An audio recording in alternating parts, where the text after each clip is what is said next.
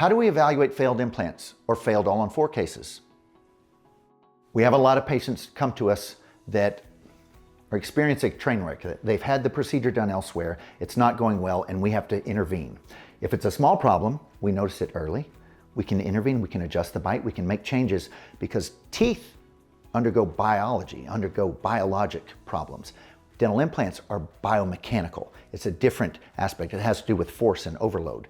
So if you understand how they work, you can better intervene and adjust mid-course and give people the success they need.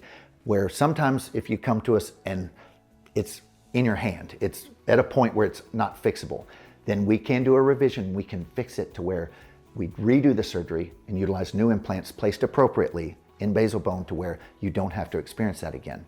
Don't do the surgery 3 times. Do your homework. If you got to do it again, like, red flags should go up. If someone is fearful of you getting a second opinion, something's not right. We should all encourage that. If I was replacing a body part, I assure you, I would go get another opinion from someone else. So that's why you're here. Let's talk about options and compare things to what other providers have told you.